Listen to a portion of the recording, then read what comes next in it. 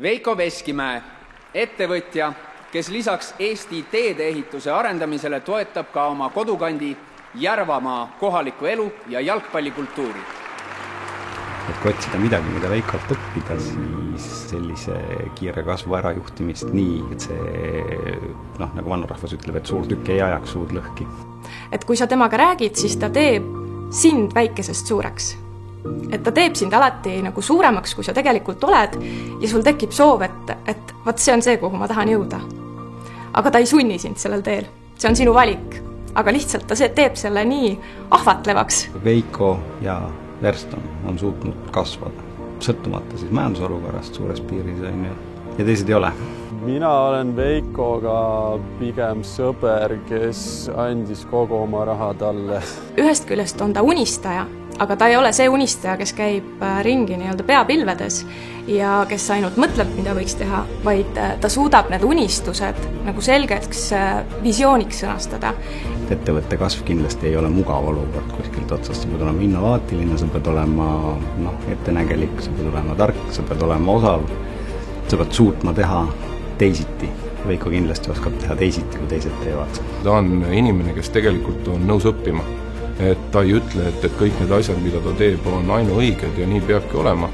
Et ta tegelikult on valmis õppima, ta teeb seda päevast päeva ja ta on enda vastu tegelikult väga-väga karm, et ta on suured reeglid endale püstitanud.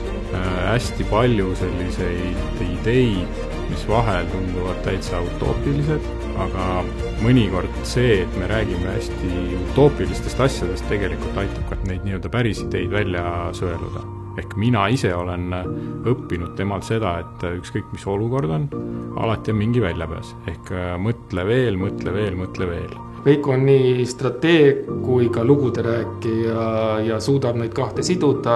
Üks hea näide on sellest, kui Veiko oma teise suure kire jalgpalli kontekstis sai külalistelt kord tagasiside, et kui nad Pärnusse sõitsid, siis meie ühe põhimaanteede kohta oli neil ikka palju küsimusi, et miks selline tee ja kuhu see lõpuks viib.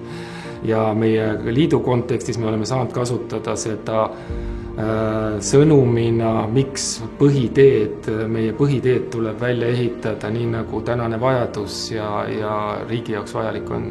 Veiko on minu arvates selline ideaalne juht, kes on oma nii äri kui selle kire ehk jalgpalli ehitanud üles inimeste peale.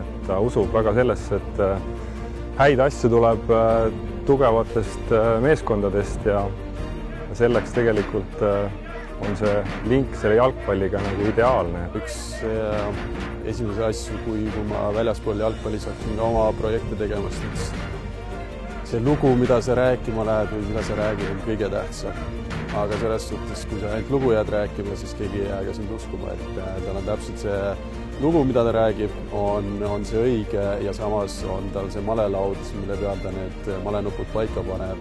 Jalgpalli ka selline hästi emotsionaalne mäng ja loomulikult siis, kui asjad lähevad hästi, on kõigil näpud püsti ja tuju hea, aga on ka perioode, kus tegelikult nii meil klubil üldse jalgpallis ei ole olnud võib-olla kõige paremad ajad ja Veiko on alati leidnud selle hea nurga, et kus seda positiivsust ja usku süstida sellesse tiimi. Hea Veiko, aitäh, et sa oled selline inspireeriv Verstoni vedaja ja kõigile inimestele eeskujuks sellega, et maailm ei ole ainult see minu arvutikuvar või see minu tööjupp, mida ma igapäevaselt pean tegema, et see on oluliselt suurem ja ma usun, et kõik inimesed nii Verstonis kui ka teistes tegevustes saavad sellest hästi palju inspiratsiooni. Lisaks sellele, et sinu ettevõte ehitab Eesti kõige ilusamaid ja siledamaid teid, oled sa püsti pannud ühe vägeva jalgpallimeeskonna ja kuigi meil seda kolmandat karikat, seda kõige ihaldusväärsemat veel ei ole, siis ma tean, et ükskord me koos selle võidame niikuinii. Veiko, ma soovin sulle, et sa kõigepealt jääksid niisuguseks ja selleks, kes sa oled. Ja samas sa tahaksid olla sama optimistlik ja edasipüüdle, kes sa täna oled olnud.